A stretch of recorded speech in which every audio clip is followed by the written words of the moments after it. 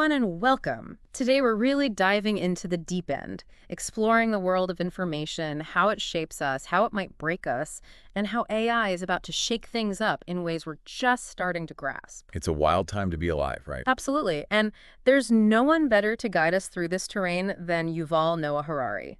So we're cracking open his latest book, Nexus. It picks up where Sapiens left off, but this time, Harari's not just looking back at history. He's looking straight into the future, at a world increasingly shaped by artificial intelligence. And what makes Nexus so powerful is that Harari isn't coming at this from some tech doomsday perspective. It's the historian in him, someone who studied how societies throughout history have been completely transformed by new ways of sharing ideas. Right. It's like he's saying, look, we've got a playbook here, people. Let's learn from the past so we don't repeat the same mistakes. Exactly. Because the stakes have never been higher. AI is a game changer.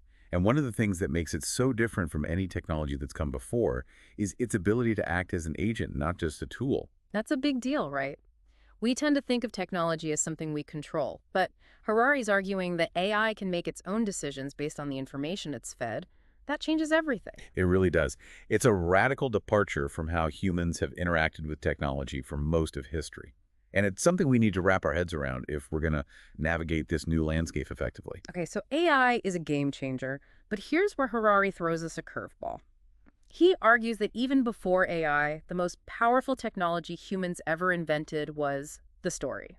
It's such a fascinating argument. He takes us way back to illustrate this point all the way to the Neanderthals, in fact. Really, Neanderthals, how do they figure into this? But Harari's theory is that our ancestors, Homo sapiens, outcompeted the Neanderthals, not because of superior brain power, but because of our unique ability to tell stories, to create shared myths and beliefs. Interesting. So it's not about being smarter, it's about being better storytellers. Exactly. These shared narratives, these stories, allowed us to cooperate in larger numbers, build civilizations, and ultimately dominate the planet. Okay, but you'd think hard facts would be the key to human dominance, right? But stories, myths, religions, these are all, well, made up. That's what makes Harari's argument so compelling. He's getting at something fundamental about human nature. It is pretty mind-blowing. And speaking of mind-blowing, the Washington Post review points out a particularly interesting comparison that Harari makes. Oh, you mean the tiger shark thing? Yeah. He compares tiger sharks eating their siblings in the womb to the complex narratives of fratricide in human history. Right. Like the story of Cain and Abel. Exactly. It's a striking comparison, but I can see why some reviewers found it a bit of a stretch. I get it. It is a bit jarring to go from tiger shark cannibalism to these complex narratives about good versus evil. Right. Like one seems hardwired into their biology and the other seems, well, more like a product of culture and morality. It's a really astute observation, and it gets to the heart of Harari's argument.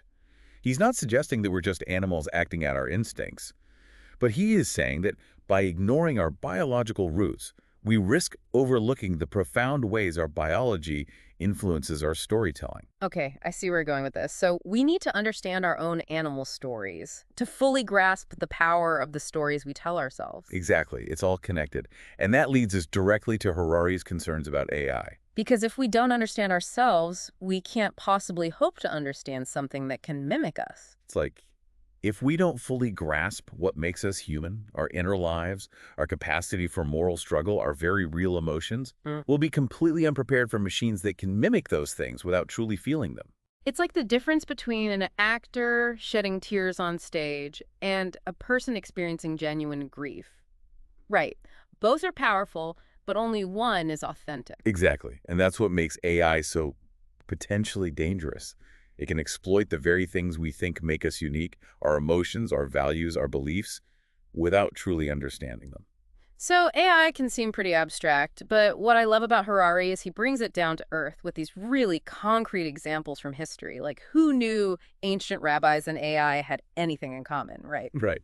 But it makes sense when you think about it. This whole struggle with information overload, figuring out who to trust, what to believe, it's not new, it's human. It's like that old saying, the more things change, the more they stay the same. Exactly. And Harari uses these historical examples to show just how deeply rooted this struggle is. So walk us through it. Where does this trust journey take us first? Well, our first stop takes us back to ancient Judaism. Mm. And we're talking way back, like scrolls and sandals territory. Okay, setting the scene. What were they up to back then that's relevant to, us now with our smartphones and AI assistants? They were grappling with a problem that feels surprisingly modern: how to deal with information overload. Really? Information overload. Back then, Believe it or not, yes. They had this incredibly complex legal system, the Torah, which is basically the first 5 books of the Bible. the OG rule book, I get it. Exactly. And as life got more complex, people started having all these questions about how to apply these ancient laws to their daily lives. So what did they do? Did they just like call up their local rabbi for a quick interpretation? Well, in a way, yes. But it wasn't as simple as picking up the phone. Remember, this was a time when knowledge was precious and access to scholars was limited. So high priests of information, not unlike our Google search bar today, I guess. Exactly. But instead of just having these interpretations passed down orally, they decided to write them down. And that's how the Mishnah was born. The Mishnah. Okay, I'm going to be honest. I'm a little fuzzy on my ancient Jewish texts. What's the Mishnah all about? Think of it like a companion guide to the Torah, a collection of rabbinical debates and interpretations trying to make sense of these ancient laws in light of new situations and challenges. So it's like the Torah's director's cut, with bonus features and deleted scenes. I like that analogy because it highlights how the Mishnah added this extra layer of interpretation, a way to make the Torah relevant to everyday life. Which makes sense. Life is messy. No rule book can cover every possible scenario. Precisely. But here's where things get really interesting.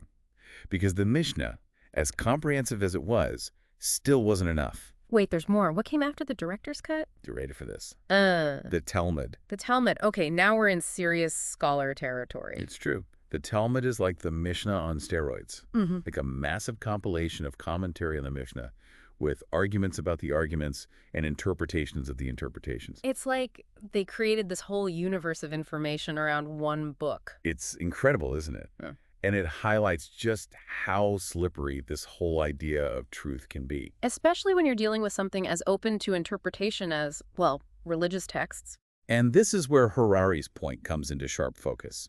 Because what he's showing us is that even with the best of intentions, this attempt to create a single source of truth often backfires. Because life is messy, people are complex, and information, even when it's meant to be sacred and unchanging, is often subject to interpretation and debate. Okay, so ancient rabbis trying to nail down truth in a sea of interpretations. That's one for the history books. What's next on our trust expedition? Our next stop is a bit darker, a bit more, Yeah. well, let's just say it's not exactly a feel-good story. We're talking about the witch hunts. The witch hunts. Yikes. How do those tie into this whole information and trust thing? Well, this is where we see the invention of the printing press, something that was supposed to democratize knowledge, having a completely unintended consequence. Wait, the printing press. But that was a good thing, right? Spreading literacy, making information more accessible. It was. But like any powerful tool, it could be used for good or for evil. And in the case of the witch hunts, the printing press became a vehicle for spreading harmful stereotypes and conspiracy theories. So instead of leading to more enlightenment, it led to more, well, darkness. Unfortunately, yes. Books about identifying witches, about the supposed evils they committed, about the dangers they posed to society. These became incredibly popular, fueling mass hysteria and leading to the persecution and death of countless innocent people. It's a chilling example of how even with more information at our fingertips, we can still end up making terrible, misinformed decisions. And it highlights the importance of critical thinking, of being able to discern fact from fiction, especially in a world awash with information. Okay, so we've gone from ancient rabbis to witch hunts. And through it all, it seems like this tension between information and trust is like this constant hum in the background of human history. It really is. It's like we're hardwired for it, always trying to figure out what's true, who to believe. And just when we thought we had a handle on things, along comes AI. Right, like it's about to crank that hum up to 11. Exactly.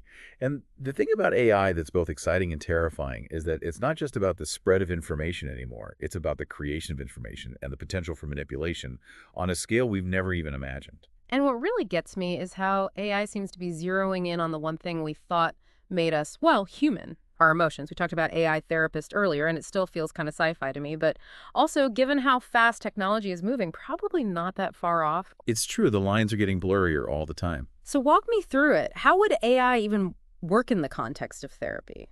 Well, imagine a world where you have access to an AI therapist 24/7, someone who's always there to listen and offer support, but not just someone. Right, because this AI therapist would have something no human therapist ever could. Exactly. Data, and tons of it.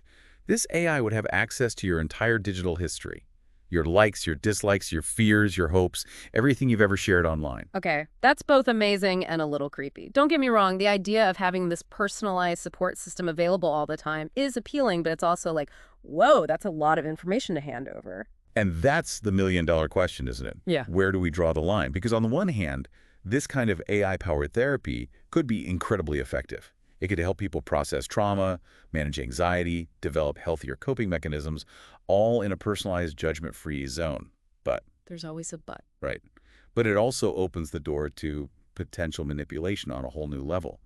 What if these AI therapists or even AI-powered social media platforms start subtly nudging us towards certain beliefs or behaviors? Because they know exactly which buttons to push. And because they're so good at mimicking empathy and understanding, we might not even realize it's happening. It's like that saying, the best con artists make you believe you're the one pulling the strings. Exactly. And that's what makes this so tricky, because how do you develop a BS detector for something that feels so real, so personal? Which brings me to Harari's point about self-knowledge.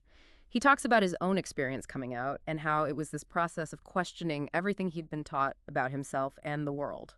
It's a powerful example because it highlights that sometimes the stories we tell ourselves, even the ones we hold most dear, can actually blind us to the truth. It's like we have to deconstruct our own internal narratives before we can even begin to see the bigger picture. And in a world where AI is becoming increasingly adept at manipulating those narratives, self-awareness becomes our most important defense mechanism. Absolutely, and that's something Harari emphasizes throughout the book. It's not about fearing AI, it's about understanding its power and building up our own internal firewalls to navigate this new landscape consciously. So as we venture further into this uncharted territory of AI, the most important deep dive we can undertake is into ourselves. Precisely. Because the future isn't something that happens to us. It's something we create. And the most powerful tool we have at our disposal is a deep understanding of our own inner worlds, our values, our biases, our vulnerabilities. It's about knowing what makes us tick so that when AI inevitably tries to manipulate those gears, we can at least say, hey, I see what you're doing there. Exactly. It's about reclaiming agency in a world where technology is constantly vying for our attention and our allegiance. So as we wrap up this deep dive, I think the message is clear. The future is coming whether we like it or not, and the best way to face it is with our eyes wide open, our critical thinking caps firmly in place, and a deep understanding of the stories we tell ourselves. Well said. Because the more we understand ourselves, the less likely we are to be fooled by something or someone that only pretends to. That's a wrap on another deep dive, everyone. Thanks for joining us as we explore the ever-evolving, often perplexing, always fascinating relationship between humanity and information. Catch you next time.